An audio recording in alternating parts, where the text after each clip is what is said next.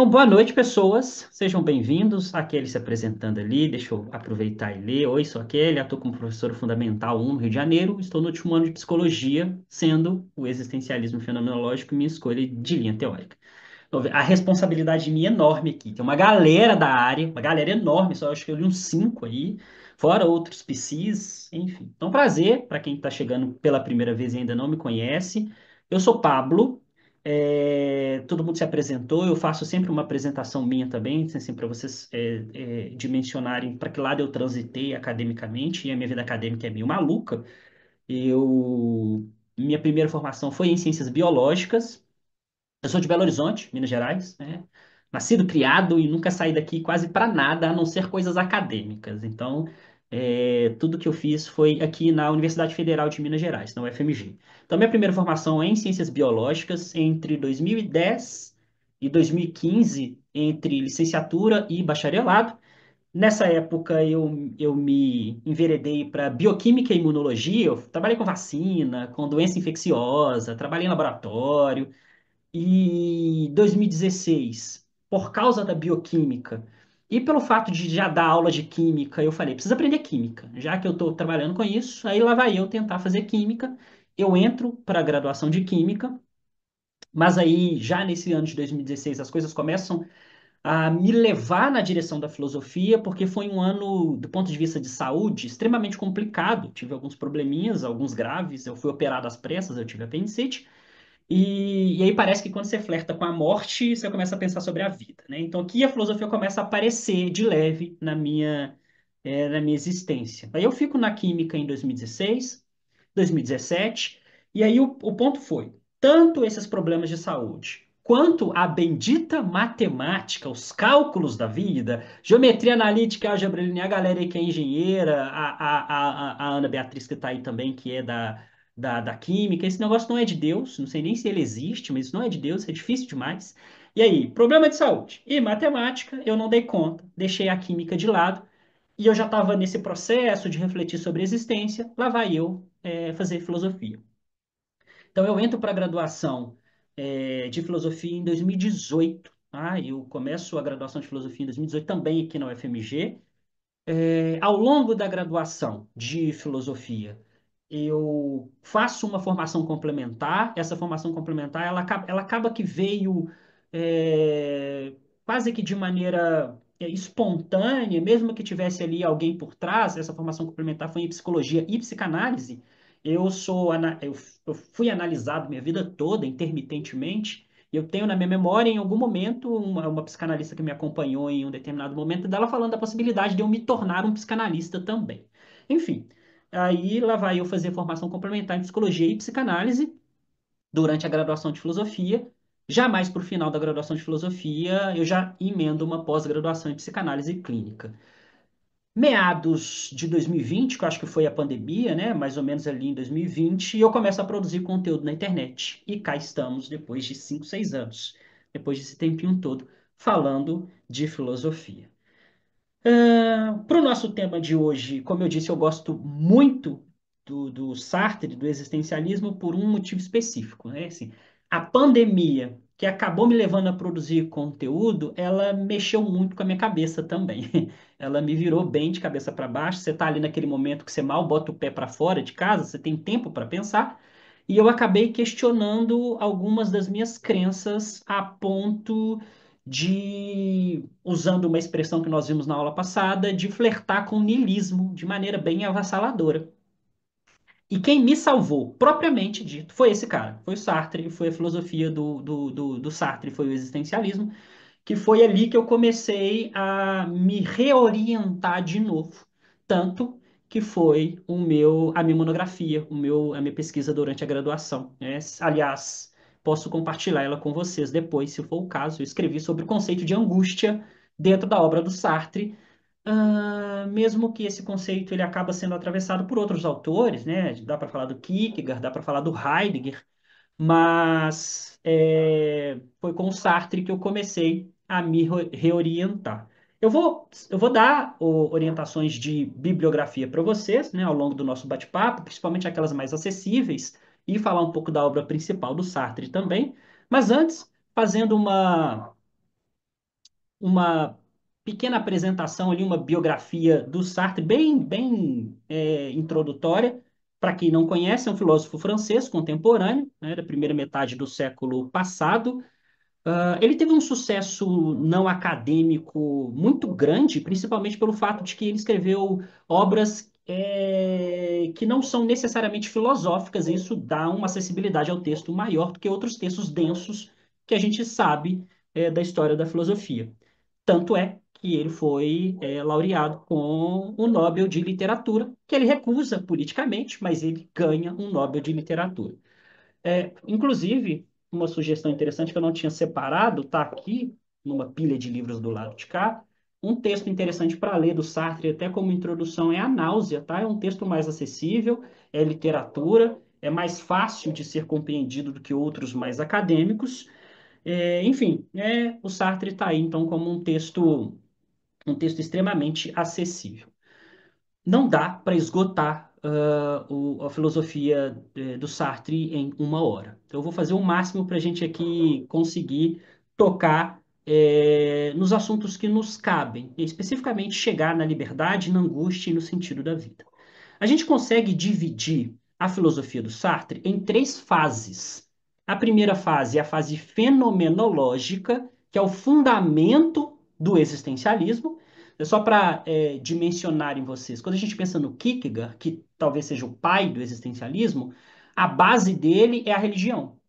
Eles estão falando dos mesmos assuntos, só que o fundamento é diferente. Enquanto lá tem uma construção religiosa, aqui no Sartre e no Heidegger também, o fundamento é fenomenológico. Então, a primeira fase, fenomenologia. A segunda fase, o existencialismo propriamente, aquilo que se segue da fenomenologia, aquilo que se segue do fundamento. Por fim, a terceira fase, que é a fase marxista. Talvez os dois principais livros estejam na segunda e na terceira fase. O livro base da segunda fase inclusive está um buraco na minha estante que eu tirei de lá, está dando até uma ojeriza, como diria minha avó, que é o Ser e o Nada, né? Que é o livro, talvez ali, talvez o que todos nós conhecemos aqui, porque é o que tem mais entrada quando se pensa no existencialismo. E o livro de terceira fase, da fase marxista, ele tem uma tradução para o português que não encontra mais. Eu até olhei aqui antes da gente começar o valor dessa única tradução que não tem mais nova, você só vai encontrar usado. O mais barato que eu encontrei foi R$ 800, né, em sebos soltos assim da internet, que é Crítica da Razão Dialética, que é o livro que o Sartre dá uma reformulada em alguns pontos, fazendo uma conversão com o marxismo. A gente pode falar disso em algum momento. Pois bem, eu vou começar falando um pouco da primeira fase, da fase fenomenológica, porque vai fazer sentido transitar dela para a fase existencial. Eu vou tentar apresentar para vocês um conceito importante que é central no existencialismo, que é o conceito de intencionalidade. Para apresentar esse conceito, eu vou falar um pouco sobre a consciência.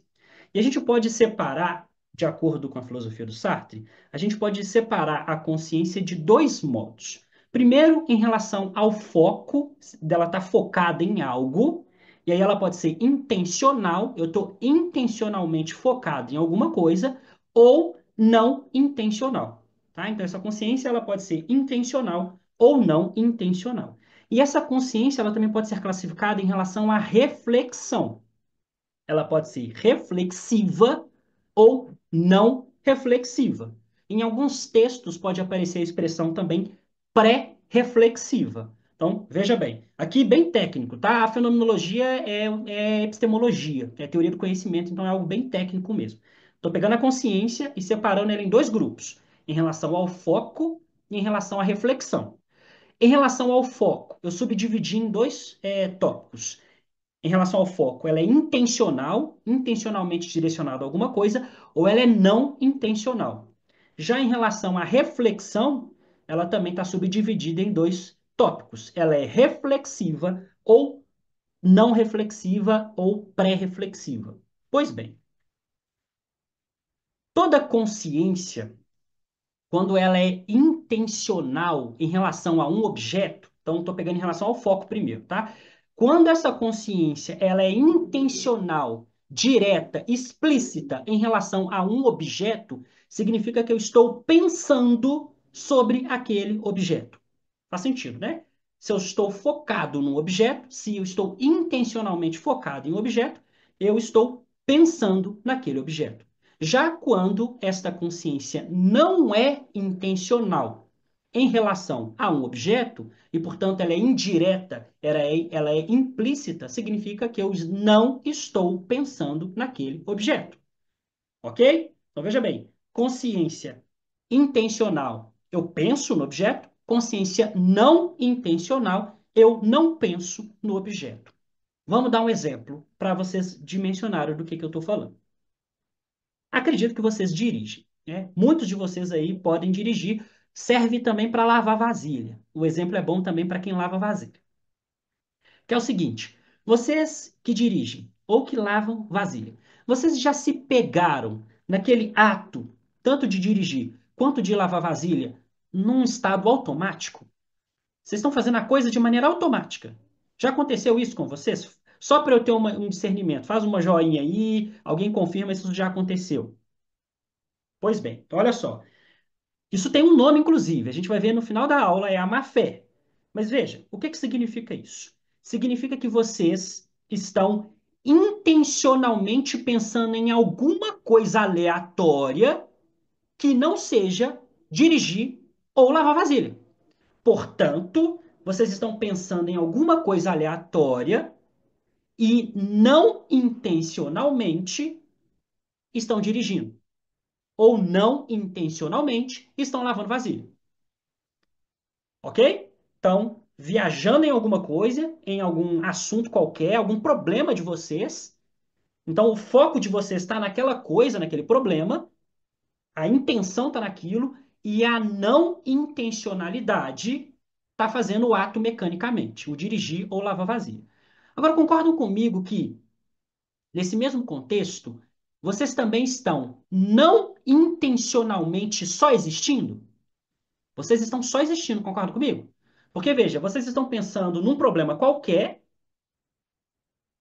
estão mecanicamente dirigindo ou lavando vasilha e mecanicamente só existindo. Só existindo. Então, o que está acontecendo aqui? Se a gente pega essa construção e vamos trazer, por exemplo, para a criança. A criança, quando nasce no mundo, ela ainda não tem uma relação direta com os objetos. Relação semântica, relação ética, afetiva. Ela primeiro nasce no mundo, ela cai aqui. Então, num primeiro momento, essa criança, ela vive uma existência não intencional em relação ao mundo. Compreende isso? É uma relação não intencional em relação ao mundo. Por quê? Porque ela não tem vínculo com nada que existe no mundo ainda. Ou seja, é uma consciência não reflexiva. Ela não está pensando, a criança não está pensando sobre o mundo. Ela está só existindo. A mesma coisa que acontece quando vocês mecanicamente estão só dirigindo ou só lavando vasilha. Ou seja, nós primeiro existimos para depois pensar. Porque primeiro, enquanto criança, a gente é jogado aqui e sem essa relação com os objetos do mundo, qualquer tipo de relação que seja, a gente primeiro existe para depois pensar sobre o ato de existir. Já ouviram a expressão famosa do Sartre, a existência precede a essência? É exatamente isso. A gente existe primeiro. O primeiro ato no mundo é existir. Depois de existir, que a gente vai pensar sobre o ato de existir. Mas segurem um pouco. Vou parar por aqui para a gente voltar para o exemplo, para o momento de despertar, que é quando acontece o pensar sobre o existir. Mas antes de passar para esse momento, eu preciso que esteja claro tudo que foi dito até aqui. Tá tudo ok? Tá claro o que eu disse aqui? De maneira muito geral, que é o que eu preciso que fixe aqui. A consciência, que é uma consciência quando ela é intencional sobre algo, por exemplo, eu estou viajando em alguma coisa, ela é não intencional na direção ou em lavar vasilha, e ao mesmo tempo na minha existência, porque eu estou mecanicamente fazendo essas coisas. Trazendo isso para a criança primeiro existe. E ao longo do seu crescimento, que ela vai começar a refletir sobre a própria existência. E ela vai transicionar do eu existo para o eu penso. Repare que isso aqui é o inverso do cogito cartesiano, né? O Descartes diz lá atrás, penso, logo existo. O Sartre está fazendo o contrário. Existo e depois eu penso. Tá? Ele realmente inverte o cogito cartesiano. Pois bem, vamos voltar para o nosso exemplo. Imagina então que vocês estão lá dirigindo ou lavando vasilha. Ou seja, mecanicamente estão fazendo esta coisa, viajando em algum problema aleatório, e estão, portanto, só existindo também, mecanicamente. Só que em algum momento, e aí, para quem dirige ou lave vasilha, isso já aconteceu, vocês vão ter um despertar e vai falar assim: "Nó, eu tô dirigindo. Já aconteceu? Ó, eu tô lavando vasilha, eu tô aqui. Eu, Pablo, eu. Existe um eu que tá aqui dirigindo, lavando vasilha. Então veja, existe algum momento que você acorda. E aí você para de pensar de maneira solta e começa a pensar no fato de que você existe e que está ali dirigindo ou lavando vasilha. Ou seja, você desperta do estado mecânico. É nesse momento que começa a se apresentar as implicações existenciais que são, a gente vai ver em detalhes, angústia, liberdade, responsabilidade e afins. Porque nesse momento, quando vocês começam a pensar sobre a própria existência, este ato de pensar na própria existência revela o nada. O nada no seu sentido literal, nada. E é por isso que o livro do Sartre se chama O Ser e o Nada. Para entender isso, eu sempre faço um experimento mental. Me perdoem quem já passou por esse experimento mental, mas eu acho que ele é fundamental para entender o que é que significa dizer que eu estou observando o nada. Pois bem, peço para vocês, todos vocês, que neste momento imaginem uma pessoa que exista. Imaginem a mãe de vocês, na consciência de vocês, tá?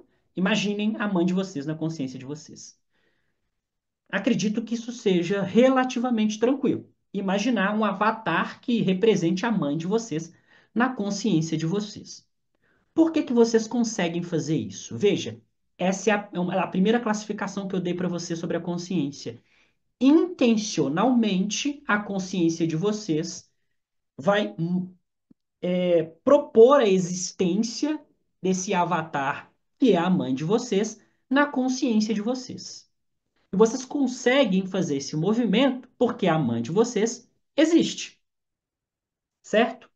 Pois bem, agora eu vou pedir para vocês fazer um segundo movimento. A mãe de vocês está aí dentro. Agora eu peço que vocês, nesse estado de imaginar, imaginem que a mãe de vocês também está pensando em alguma coisa. Então, olha só. O primeiro movimento é pensem na mãe de vocês. O segundo movimento é o pensamento de vocês, que é a mãe de vocês, também está pensando em alguma coisa. Ok? A minha pergunta é, e aí eu espero que vocês sejam sinceros. O que que o pensamento de vocês está pensando?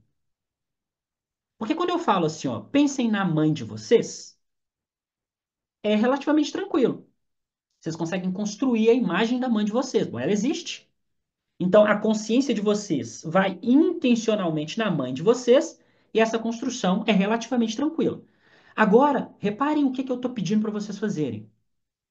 Este pensamento, ele também está pensando. E eu estou perguntando para vocês o que é o pensamento do pensamento e, portanto, qual é o movimento da mente de vocês agora. Já não é uma mente que vai no objeto mãe. Agora, ela não tá indo externamente, compreende? Ela está tentando olhar para dentro. Porque eu estou pedindo para vocês olharem o pensamento do pensamento. E aí a minha pergunta é essa: o que que é o pensamento do pensamento? Você consegue me dizer com exatidão o que é o pensamento do pensamento? Alguém consegue? Sejam sinceros.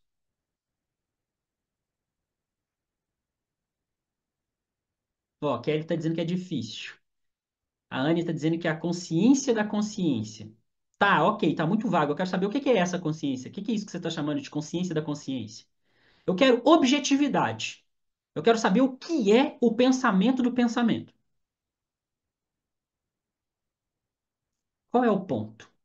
O ponto, pelo menos para a fenomenologia, que é o que sustenta o existencialismo, é que esse movimento não é possível. Vocês não conseguem pensar, ou melhor, discernir o pensamento do pensamento. Por quê?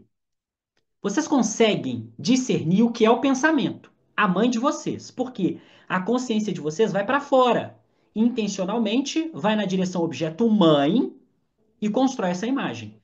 Só que o segundo movimento, repito, não é a consciência indo para fora, é a consciência olhando para dentro dela.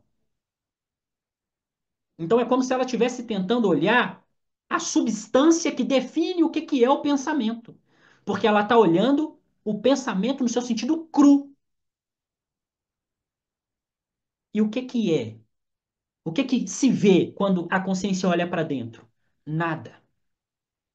Não se vê nada. Por que que não se vê nada? Porque não existe nada. Não existe uma substância que determine o que é a consciência. Ou seja, a consciência, de uma perspectiva fenomenológica, a consciência ela é vazia. Ela é um nada.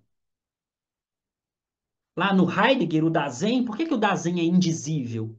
Por que que não dá para definir o que ele é? Porque ele é um nada. Por que que o livro do Sartre se chama O Ser e o Nada? O ser é a consciência, né? Quer dizer, o ser é o ser e o nada a própria consciência, que em essência é o próprio ser.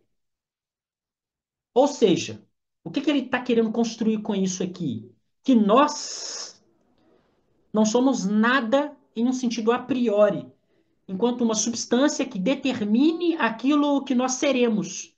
Ou seja, não há nada a priori determinando os caminhos de vocês. Não existe uma substância anterior, e obviamente, se ele está dizendo que não existe uma substância anterior, ele está dando uma bicuda na existência de Deus. Deus não está no jogo aqui. A consciência vazia em si diz sobre a ausência de um valor absoluto, de uma substância que esteja a priori capaz de determinar qualquer coisa que se segue dela. Portanto, somos o nada. Então, aquele indivíduo que está mecanicamente dirigindo, que está mecanicamente lavando vasilha, aí ele acorda e ele, nossa, eu estou dirigindo, eu estou lavando vasilha. E ele começa a pensar, ora, eu estou pensando aqui agora, né? Eu existo, eu estou pensando que eu existo. E aí, quando ele começa a pensar que ele existe, ele vai perceber, e aí a percepção é por um afeto específico, é a angústia. A angústia vai revelar para ele esse contexto, mas ele vai perceber, quando ele começar a pensar que ele existe, que não existe nada a priori que determine os movimentos dele. E aí, quando se pensa que não existe nada a priori que determine os nossos movimentos, as implicações dessa construção se seguem. A primeira implicação é que a vida é completamente contingente. O que que significa dizer que a vida é contingente? E aí eu retomo. A existência precede a essência. A gente existe primeiro. Por quê? Porque não tem nada que nos determine. Não tem nenhum valor a priori. Então a gente existe primeiro. E como a nossa consciência é vazia, a gente nasce no mundo com uma consciência vazia. Esse é o ponto. A gente nasce no mundo com uma consciência vazia. E ela vai se manter sempre vazia. Só que ao longo da nossa existência, essa consciência ela vai ganhar o mundo. Intencionalmente, ela vai ganhar o mundo. A intenção é justamente esse movimento da consciência ao ler o mundo. Só que veja, nesse movimento, ela tem, do ponto de vista contingencial, todas as possibilidades do mundo para ler o mundo. Já que, se não existe nada a priori, tudo o que se segue é possível. Se não tem determinação, se não tem essência, se não tem valor a priori, Significa que essa consciência, ela tem todo o mundo enquanto possibilidade. Ora, se tudo é possível, porque essa consciência é vazia, se tudo é possível, significa que eu sou livre. A liberdade é uma consequência da ausência de um valor a priori. Portanto, a liberdade é uma condição ontológica do ser humano. O que é uma condição ontológica? O que é ontologia? É o estudo do ser enquanto ser. É a definição de livro. Como que traduz isso? É o estudo do ser enquanto algo que existe. E quando você estuda um ser em sua existência, se percebe que ele é, necessariamente ele é livre. Porque não há nada o determinando. Porque a existência é contingente. Pode falar, Anne. Só vi um Pablo. Pode ficar à vontade. Vamos dar uma pausa aqui para a gente colocar em ordem o que a gente está fazendo.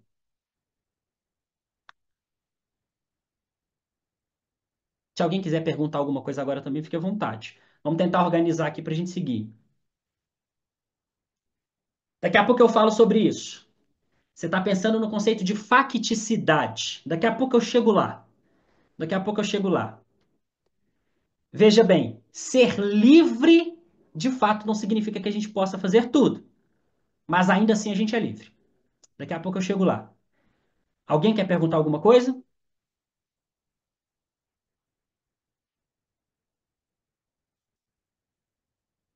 O Carly perguntando, né? Livre com limitações?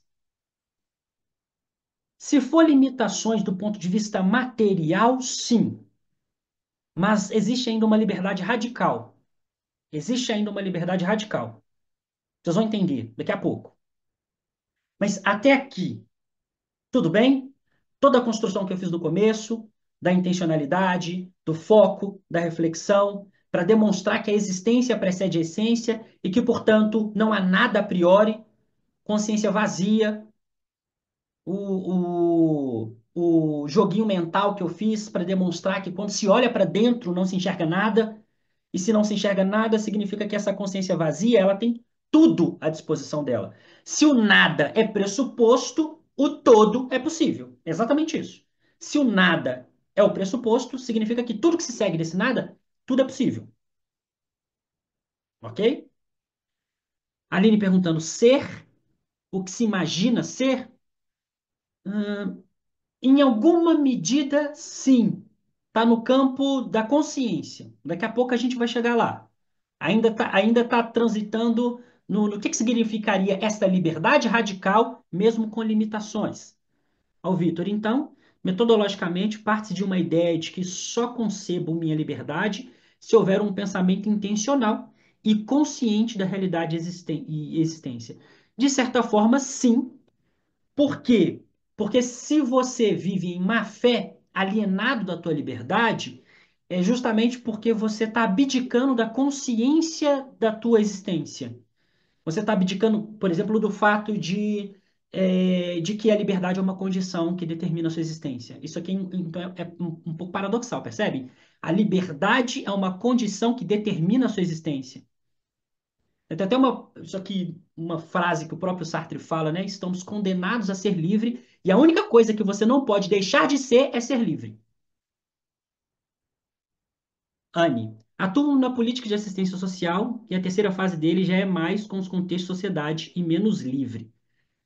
Eu acho que vocês estão flertando bastante com o aspecto da facticidade, do que vai acontecer com essa liberdade radical, mesmo com as limitações, de fato.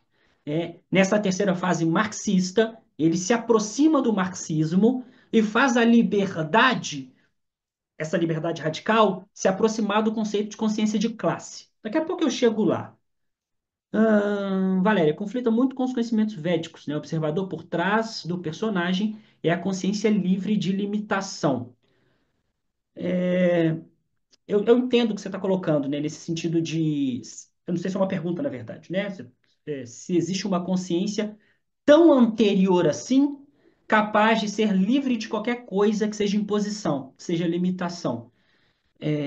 O Sartre diria que não, que na verdade a liberdade não está no fato de que eu não sou influenciado pelo meio. E aqui já dando um spoiler, a liberdade está no fato de que eu sou capaz de me apropriar dessa imposição e fazer alguma coisa com ela. Então veja bem, vou repetir. A liberdade não está nesta coisa a priori absoluta capaz de fazer tudo. Por isso que existem limites, principalmente do ponto de vista material. A liberdade está, na verdade, em me apropriar dos fatos que me atravessam. Daqui a pouco eu chego lá, vai fazer mais sentido. Mas antes eu preciso passar pela angústia. Né? Vamos lá, deixa eu voltar para cá. No finalzinho a gente volta para os debates. Veja, a existência é contingente. Ela se abre para as possibilidades. Ela se abre para isso que é possível. Né? O fato de que, se eu sou livre, se ao nada é o pressuposto, tudo que se segue é possível. E aqui, primeiro ponto. Se eu sou livre, se o nada se abre ao contingente, eu tenho que fazer escolhas. Todos temos que fazer escolhas. E quando se pensa sobre as escolhas que se tem que fazer, a angústia, enquanto afeto, aparece. Não que ela surge como mágica, ela sempre esteve lá. A diferença é que tem gente que consegue nomear ela, porque tem consciência dela. Mas o Sartre vai dizer que a maior parte das pessoas estão em má fé. Ou seja, sentem, mas não sabem nomear aquilo que sentem. Mas sentem. Por quê? Porque todo mundo faz escolha. Todo mundo faz escolha.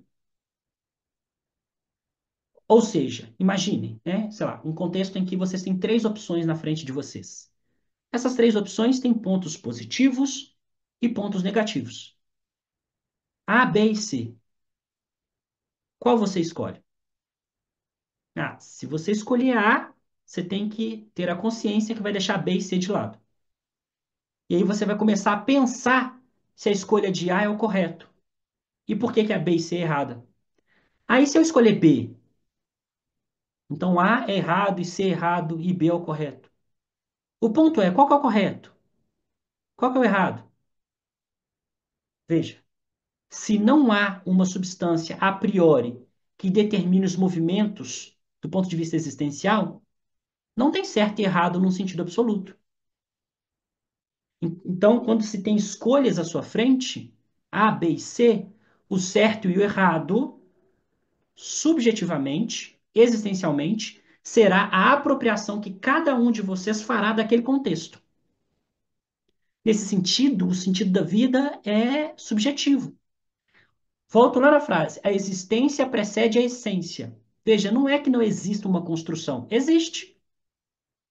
A existência precede a essência. A existência precede uma construção.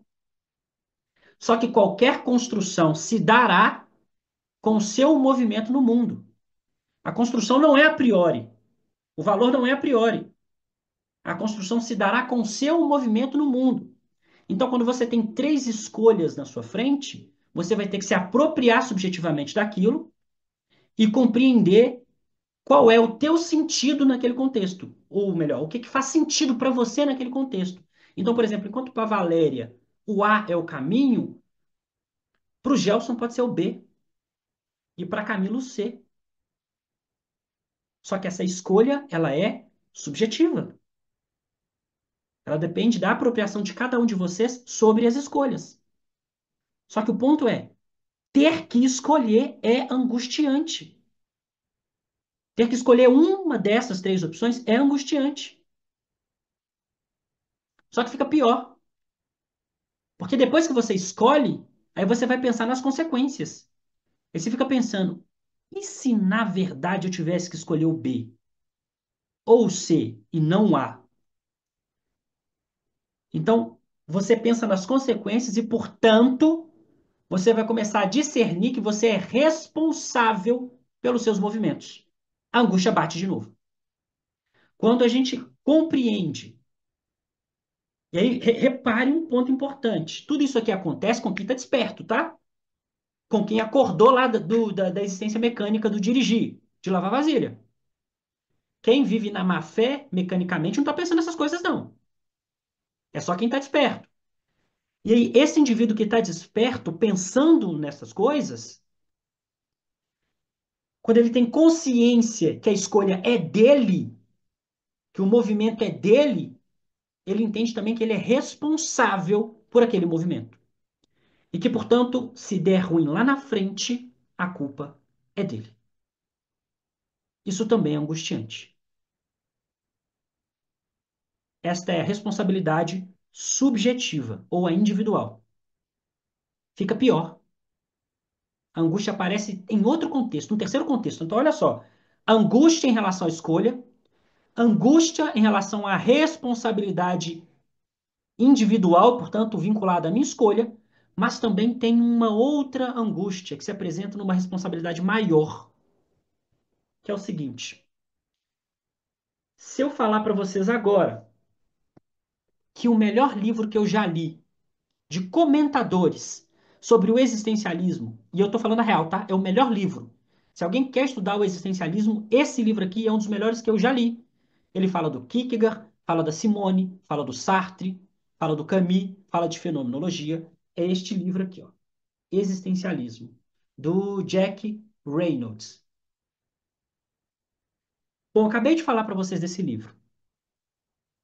Completo. O melhor livro que eu conheço desse assunto. Uma perguntinha. Quem aqui cogitou na hora em comprar esse livro? Fala a verdade. Faz um joinha só para eu saber. Ah lá, Gelson, eu. Mais alguém cogitou em comprar esse livro? Pois bem, olha só. Nós somos responsáveis por quem está à nossa volta. Porque toda ação que eu tomo como se eticamente essa ação fosse tomada por mim como a correta. É como se eu estivesse gritando para o mundo: me copiem, porque o que eu estou fazendo eu entendo como correto. E se é o correto, se vocês me seguirem, significa que vocês também estão fazendo a ação correta. Ou seja, todos nós sempre influenciamos alguém. Eu dei aqui um exemplo, mas vocês podem estar influenciando um amigo, um filho, um sobrinho, colega de trabalho. Sempre tem alguém, sempre, sempre tem alguém que nos toma como referência. E a pergunta é: vocês ficam bem com isso?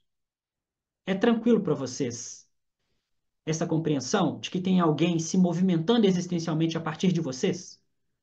É confortável existencialmente? A angústia aparece aqui também. Um terceiro contexto.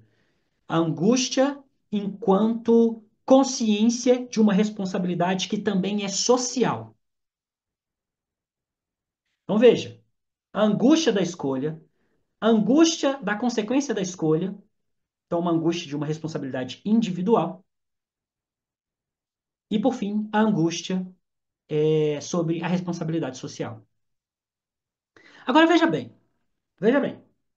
a angústia é um afeto que nos revela que a existência é contingente. E veja, existência contingente desde sempre. A criancinha que nasceu já nasceu numa existência contingente. Porque todo o nada é para todo mundo. E vai continuar sendo nada para todo mundo. A diferença minha e de vocês aqui para uma criancinha é que a gente já viu muita coisa do mundo. Então, intencionalmente, a gente já viu muito do mundo. A criancinha não viu tanto, mas em essência, não tem essência. Paradoxalmente falando. Para ninguém. Ou seja, sendo contingente o tempo todo, significa que a angústia enquanto afeto da escolha e das responsabilidades, veja, se não tem nada antes, se é contingente, se somos livres e se a liberdade me revela que eu tenho que fazer escolhas e que eu sou responsável por essas escolhas, significa que a angústia não é uma doença. Isso é extremamente importante no existencialismo. A angústia não é uma doença. A angústia é um afeto que revela que a existência é contingente. A angústia é um afeto que revela que eu sou livre. A angústia é um afeto que revela que eu sou responsável por mim e por quem me cerca. Não sendo a angústia uma doença, ela não pode ser patologizada. Ela é, em muitos contextos. Inclusive, isso é problemático. Mas ela não é. Veja, aqui um adendo enorme, tá, gente? No existencialismo, ela não é uma doença, tá? No existencialismo, a angústia é uma condição ontológica da existência humana. Faz parte do que nós somos. Em essência, o que esses caras querem, Sartre, Heidegger, eles querem que vocês se apropriem da angústia de vocês. Por quê? Porque, repito, o que é angústia? A angústia revela a liberdade, revela o nada, revela a responsabilidade. E aí, quando revela, já estava ali, só revela. Já estava ali o tempo todo. Só que a angústia escancara isso para vocês. Quando revela, vocês podem se apropriar disso. E quando vocês se apropriam da contingência, da liberdade, da responsabilidade, vocês vão dar sentido à vida de vocês. Porque se a vida é contingente, se a vida é possível, se vocês são livres, se terão que fazer escolhas, e se são responsáveis por isso, significa que o sentido da vida de vocês é o que vocês fazem com isso. Do ponto de vista do movimento, o que vocês fazem com a materialidade da existência. E a angústia é justamente o afeto que mostra para vocês que vocês têm um mundo de possibilidades, já que a existência é contingente. Pois bem, um bom comentário da Sueli, de fato, né? Para a psicanálise também a angústia não é uma doença. É um ponto importante a se mencionar.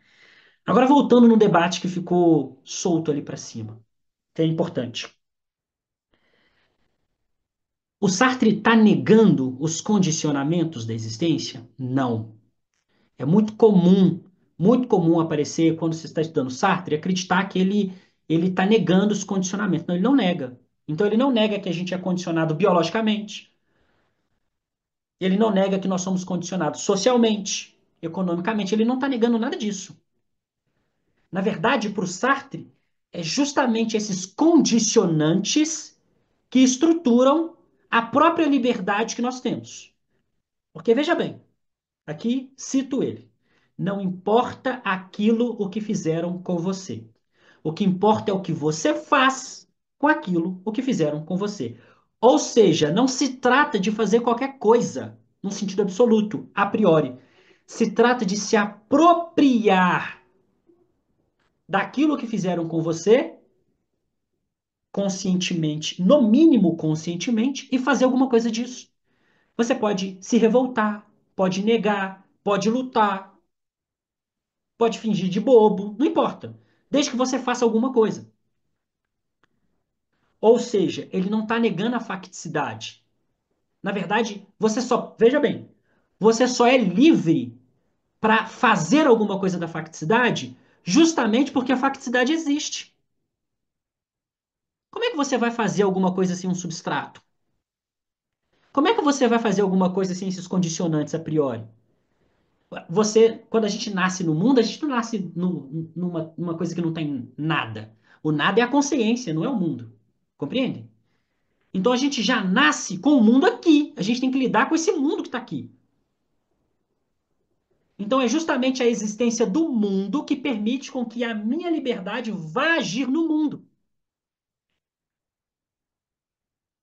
Então não se trata de fazer qualquer coisa, num sentido absoluto, materialmente. Portanto, não importa o que fizeram comigo. Existem fatos. Existem atravessamentos. A pergunta é: o que você vai fazer com isso? O que você vai fazer com os atravessamentos que te impõem alguma coisa na existência? Esse conceito, ele desenvolve bem num outro livrinho que eu quero mencionar para vocês, O Existencialismo e o Humanismo, um livro mais acessível. Nesse livro aqui, qual é a história desse livro? A história é a seguinte: Sartre publica O Ser e o Nada. Calhamaço, difícil, complexo, um tanto de gente não entende. E aí ele começa a apanhar de alguns grupos. Ele apanha do marxismo. E ele era afeito ao marxismo. E aí ele é convidado a dar uma palestra, e essa palestra depois vira livro, que é este livro. E aí, esta ideia que eu acabei de dar para vocês, não importa aquilo que fizeram com vocês, o que importa é o que você faz com aquilo que fizeram de vocês, se aproxima do marxismo novamente. Porque veja bem, vamos a um conceito ali, o Vitor até citou ali, ó. Vamos pegar esse conceito para a gente entender por que que existe uma divergência entre o marxismo e uma pretensa liberdade. Materialismo histórico dialético é o conceito central do Marx, tá? Vamos entender o que que significa materialismo histórico dialético. Vou separar os dois primeiro. O que que é o materialismo histórico? Materialismo histórico diz que todas as sociedades na sua construção, no seu modelamento, na sua constituição, todas elas sempre se organizaram, se organizam e se organizarão sempre em torno das necessidades materiais de subsistência. Todas as sociedades, sempre, em qualquer contexto. No passado foi assim, no presente é assim e no futuro será assim. Toda sociedade sempre se organizará em torno das necessidades de subsistência material. Comer, beber, vestir, morar. Isso é o materialismo histórico. Materialismo histórico. O que é o dialético? Marx vai dizer: sempre existiram pessoas que têm mais do que outras. Sempre existiram pessoas que têm mais do que outras. E aí o que acontece? Quando você tem grupos diferentes, materialmente falando, por quê? Porque pelo materialismo histórico eles foram estruturados assim, a partir da subsistência deles, comer, beber, vestir, enfim. Então a gente tem pessoas que têm mais do ponto de vista material do que outras. E aí o que acontece? Aqueles que não têm vão buscar ter mais dignidade existencial do ponto de vista material. Para isso, eles precisam ir na direção daqueles que têm. E aqueles que já têm vão fazer de tudo para manter isso que se tem. Ou seja, conflito, dialética. Ou, na linguagem do Marx, a luta de classes é o motor da história. Por quê? Porque no materialismo histórico, a gente se organiza pela materialidade de subsistência. No aspecto dialético, sempre existiu o conflito entre quem tem e quem não tem. Quem não tem querendo ter mais e quem tem querendo manter o que se tem. Isso sempre existiu. O que o Marx vai dizer? Veja, sempre existiu uma distância entre quem tem e quem não tem. O Marx vai dizer que o capitalismo aumentou essa distância. Tá? A teoria marxista é basicamente isso. O capitalismo aumenta a distância entre as classes que já existem. Mas qual que é o ponto aqui trazendo para o existencialismo? Veja bem, toda pessoa que nascer vai nascer dentro do materialismo histórico dialético. Portanto, ela será completamente atravessada pela materialidade da história e pela dialética. Ela será atravessada por isso. E nesse contexto, ela será completamente inundada, do ponto de vista da imposição, por essas variáveis. Então, por exemplo, pegando ali o que a Anne colocou, uma pessoa pode nascer, por exemplo, num contexto de extrema vulnerabilidade social. Ela não tem controle nenhum sobre isso. Ela será completamente atravessada por esse contexto, porque ela já nasce ali. E aí, quando o Sartre coloca aquela outra construção para tentar se aproximar do marxismo de novo, o que ele está fazendo? Ele está se perguntando, ele está jogando enquanto objeto de reflexão para as pessoas que estão sendo atravessadas por esses contextos, basicamente o seguinte: e aí, o que você vai fazer com isso? Você pode negar isso, você pode se revoltar contra isso. Qual que é a resposta marxista? Revolta. Então veja, não importa o que fizeram com você. O que importa é o que você faz com aquilo que fizeram com você. Nessa frase ele se aproxima do marxismo novamente. Porque nessa frase, qual que é o pressuposto? Uma consciência que entende o próprio contexto.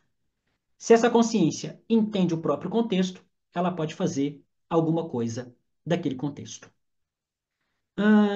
Deixa eu ver aqui. Parece que tem uma pergunta aqui. Tá. Se não existe nada a priori que determine a existência, como explicar a noção de índole na perspectiva existencialista? O que que seria índole? Seria, por exemplo, uma construção moral, sei lá, que previamente determinaria que alguém teria uma determinada índole? É má fé, em essência. Porque o indivíduo, quando nasce, ele é nada. Nós, na verdade, todo mundo é nada. Mas a criança, quando nasce, ela ainda não teve, do ponto de vista da intencionalidade, ela não teve contato com o mundo. Ao longo da constituição dessa criança, ela será atravessada num primeiro movimento com a sua própria constituição familiar. E, portanto, talvez isso que você chama de índole seja só atravessamentos do outro. Do outro aqui, no caso, quando eu falo outro, bem genérico. Esse outro pode ser qualquer pessoa que faça parte ali daquele contexto que aquela criança está inserida. Pode falar, Erika, se você quiser ir no áudio. Não só para complementar essa pergunta, então é como se naturalmente o indivíduo não tem assim algo que seja da natureza dele que vai fazer com que ele tenha uma tendência a agir de uma determinada forma. Ele não existe a relação entre o que a gente, depois de muito contato com o mundo, acaba atribuindo ao bem, ao mal, à ética ou a, ao antiético, né? Isso não existe nada que seja da natureza do indivíduo. Isso tudo vem da De relação dele com o construção. mundo, dos Exatamente. atravessamentos da vida. Exatamente. É exatamente isso. Essa própria expressão, o Sartre fala muito contra ela aqui, do existencialismo e humanismo. Não existe uma natureza humana. Então, quando eu falo, por exemplo, assim, a liberdade é uma condição ontológica da existência humana, a angústia é uma condição ontológica da existência humana. Veja, nada disso é uma natureza. Porque se fosse uma natureza, seria algo estanque, fechado a priori. Então, é exatamente isso. Diva coloca assim: como o existencialismo veria identidade de gênero e sexualidade? Olha, isso aí é Simone rasgado, né? Leiam segundo sexo. Não tem valor a priori para nenhum dos dois. Para nenhum dos dois. Vou dar em relação à identidade de gênero, vou citar Simone: não se nasce mulher, torna-se mulher. O conceito é uma construção, tanto de mulher quanto de homem. O conceito é construído.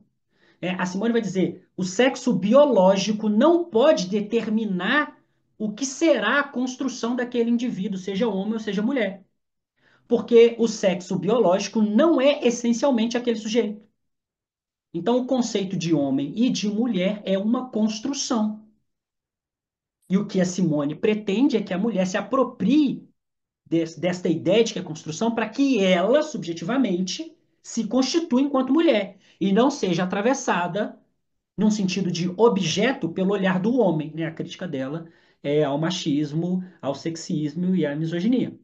Em relação à sexualidade, também não tem um padrão correto, natural de se exercer a sexualidade, em nenhum aspecto, porque não tem uma natureza. O ponto é, para qualquer ponto dentro do existencialismo, tirem a noção de natureza. Tirou a noção de natureza, é aquilo que se segue, né? Num sentido de construção. Ok? Mais perguntas?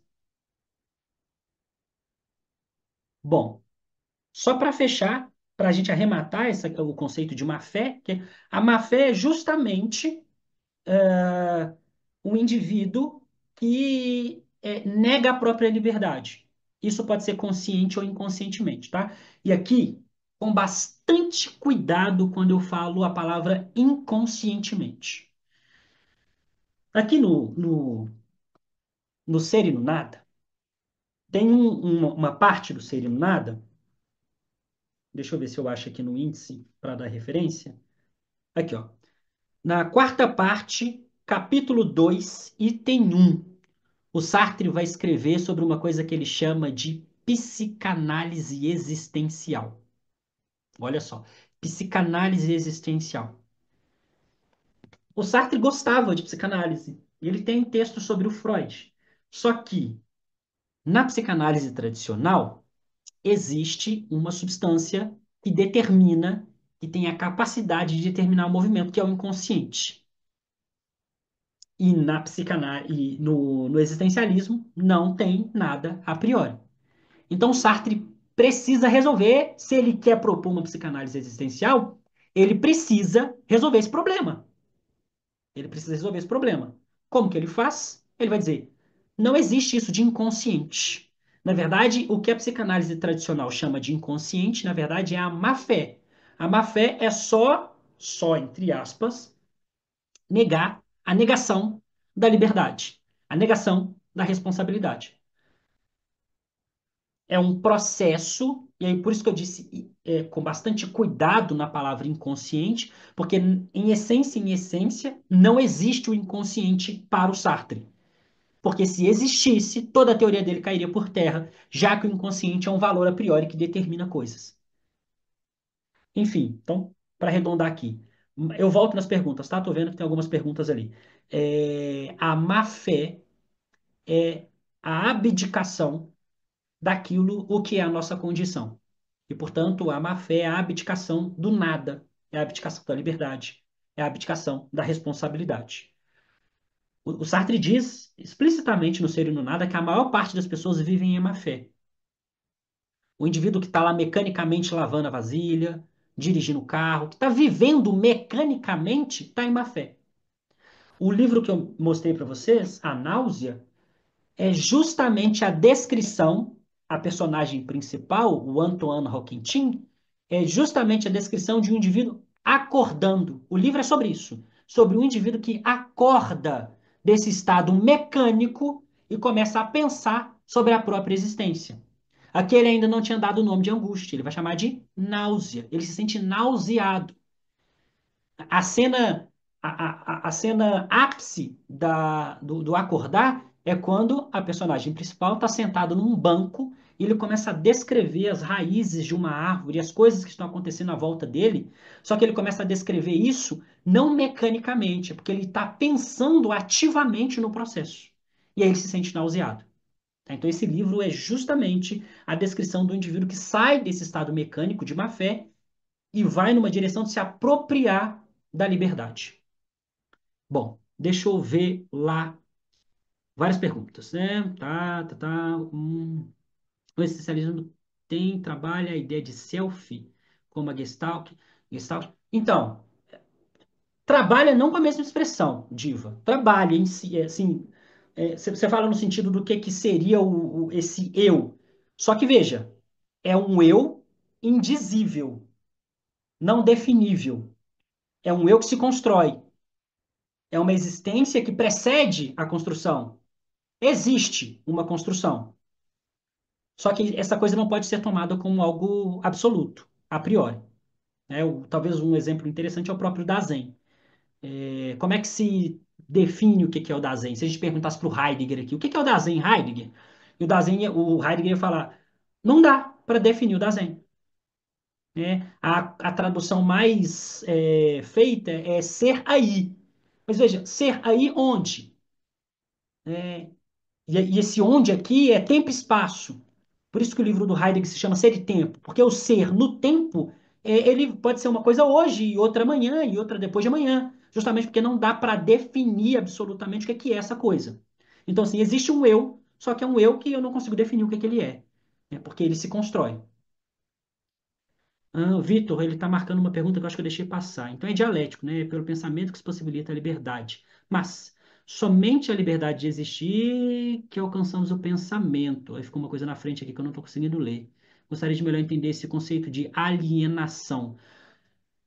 Ô, Vitor, eu não sei se depois que eu falei da má-fé ficou mais claro, mas a palavra aqui é quase a mesma, né? Alienação, no Heidegger é inautenticidade e aqui no Sartre é má-fé. É justamente esse indivíduo que abdica de pensar sobre a própria existência. Às vezes ele pensa, mas ele pensa, sei lá, aleatoriamente, igual eu mencionei os exemplos do dirigir e de lavar vasilha. Você está mecanicamente fazendo aquilo e você está, sei lá, pensando em qualquer coisa menos na própria existência, menos no ato, naquele movimento da consciência que olha para dentro, compreende? Então, é similar esses conceitos, alienação, má-fé e inautenticidade.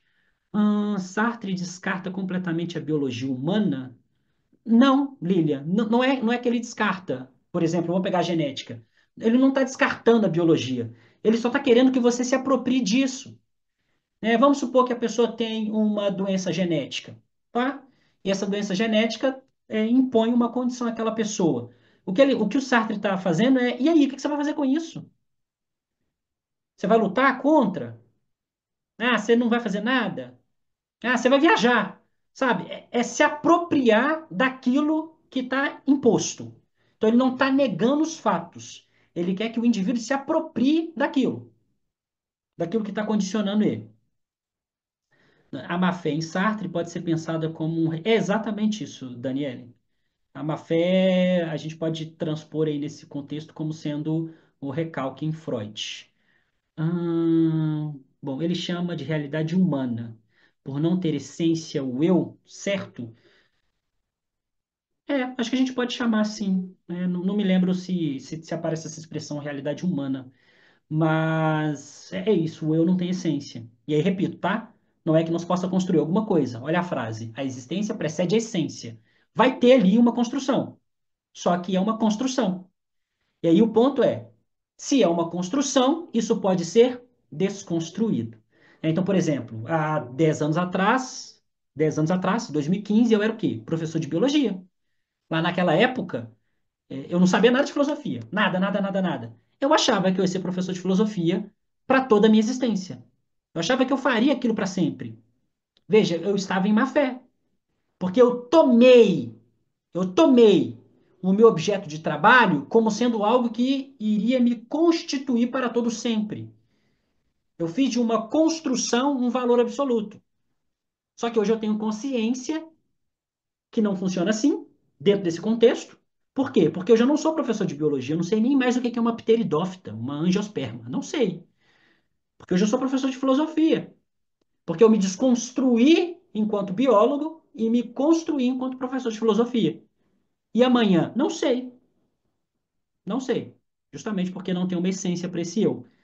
E, e eu não posso confundir o meu eu absolutamente com o meu trabalho. Vitor. Mas daí ele se distancia do marxismo quando parte dessa ideia de que o indivíduo da maioria está em má fé, pois assim o indivíduo determinado só tomaria uma postura consciente em relação à sua condição em uma lógica estrutural própria da burguesia, né? Precisaria pensar em uma liberdade anterior ao pensamento. Victor, a minha percepção é que ele acabou. Porque assim, o conceito de liberdade ele ainda é extremamente problemático, né? Mesmo dentro do marxismo, mesmo ele reformulando esse conceito dentro do marxismo.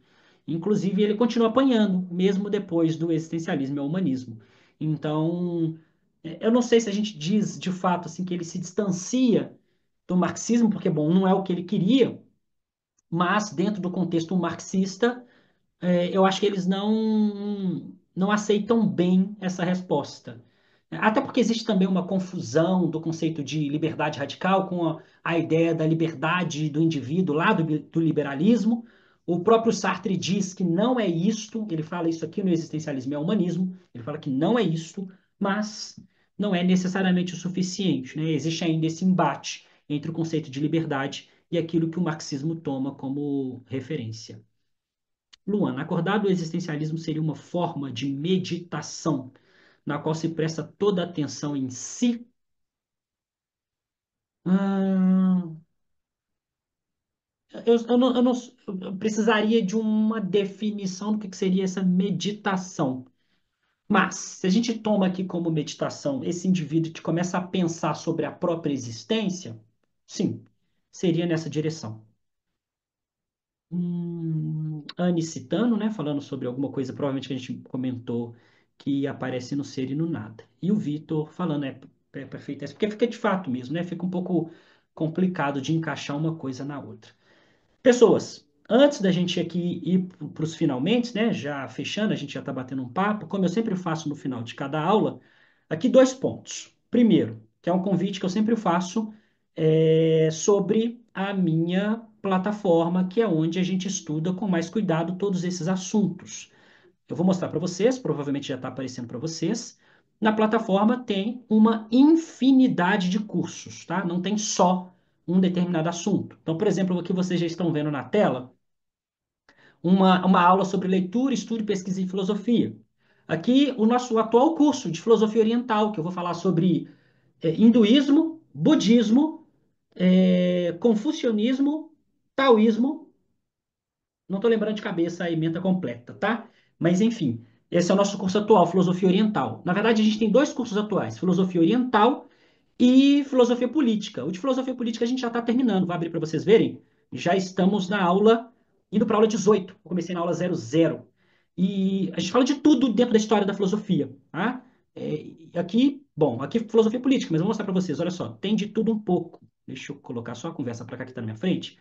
Tem curso sobre Epicuro, Descartes, Spinoza, Kant, sei lá, vou pegar aqui, vou abrir um para vocês, Nietzsche. Olha o Nietzsche. Olha a quantidade de aulas que tem sobre o Nietzsche. Isso nos encontros gravados, tá? São cursos gravados, porque a gente também tem encontro ao vivo. Toda semana tem uma aula ao vivo, toda quarta, 8h30, que é o nosso clube do livro. Atualmente, nós estamos lendo o mito de Sísifo do Camus. As aulas também ficam aqui, olha aqui embaixo. Já são. A gente lê no miudinho, tá? O livro todo. Então já tem ali 18 aulas. Eu acredito que terão umas 30 aulas a leitura completa do mito de Sísifo. Então tem, por semana, uma aula gravada e um encontro ao vivo. Deixa eu voltar aqui para mostrar mais, porque não tem só isso. Temos também análise filosófica de filmes e séries. Aqui umas aulas temáticas soltas, né? Aqui, suicídio no Durkheim, tem mulheres na filosofia. Aqui tem uma aula sobre a Simone. A gente citou Simone aqui, mas enfim, tem Simone, Judith Butler. Enfim, aqui tem muita coisa, né? Aqui é uma plataforma mais completa. Tem aplicativo próprio, tá? Alguém perguntou ali. Tem um aplicativo próprio. E aqui a mensalidade é R$ 49,90 por mês. Aqui embaixo também tem os meus materiais em PDF, vocês acessam todos, todos aqui embaixo. Aí, vejam, você não consegue participar da plataforma. Não tem como arcar com um valor mensalmente. Vocês querem estudar algum assunto? Eu também tenho cursos separados. É claro que não são de todos os assuntos, nesse caso. Especificamente para hoje, e aí para quem quiser dar continuidade a esses estudos que nós estamos vendo aqui do Sartre, hoje eu tô com um curso sobre o existencialismo, tá? Tô mostrando para vocês aí na página, já deve estar aparecendo para vocês. São 5 aulas. Esse curso não está dentro da plataforma, tá? Às vezes eu compartilho alguns cursos de dentro da plataforma, mas esse aí do existencialismo não está. Então, são 5 aulas. Aula 1, Nietzsche. Aula 2, Kierkegaard. Aula 3, Camus. Aula 4, Heidegger. Aula 5, Sartre. Essa aula que eu dei hoje para vocês é exatamente a aula deste curso. Tá? Vocês vão ter acesso vitalício a este curso, com material incluso. E aqui não é mensalidade, é o valor único. R$ 44,90 vocês acessam este curso. São 6 horas, 7 horas de curso, mais ou menos, dividido nestas 5 aulas. Então, repito, ou plataforma com uma infinidade de conteúdo, com aulas ao vivo e gravado, mensalidade R$ 49,90 mês. Ou, se você quer focar só num assunto, neste caso hoje é o existencialismo, tem este curso sobre o existencialismo com essas 5 aulas. Perfeito? Deixa eu dar uma olhada no chat aqui para ver se tem mais perguntas. E aí, quem quiser se inscrever em alguma coisa, me chama no privado depois que a gente conversa sobre essas inscrições. Um ponto importante. Para o curso não tenho, mas para a plataforma eu tenho bolsas, tá? Eu tenho bolsa tanto de 50% quanto bolsa de 100%. As bolsas, tanto de 50 quanto de 100, vai depender de uma conversa que a gente vai ter ali, né? A gente vai debater, eu preciso entender o seu contexto, para que eu possa destinar essas bolsas para as pessoas que não têm condição de arcar com todo o valor. Mas me chamem, tudo isso é conversado e eu preciso bater um papo com vocês depois. Deixa eu ver. Bom, a Luana perguntando se tem aplicativo. Tem, tá? Tudo isso aí, tanto o curso à parte quanto a plataforma é aplicativo próprio. Tá? Vocês vão baixar, só as inscrições bonitinho, vão receber no e-mail de vocês, vocês vão baixar o aplicativo, podem assistir pelo aplicativo, podem inclusive baixar a aula e assistir offline, isso é possível também, ou assistir pelo computador, pelo site normalmente. Heleno, excelente, caro prof. Eu vou precisar sair, vai lá, né? Nos falamos em breve. Abraço, meu caro. Daniele, nossa meia ideia desse curso de filosofia oriental. Érica, muito obrigada. Gente, então é isso, tá? Fechando aqui.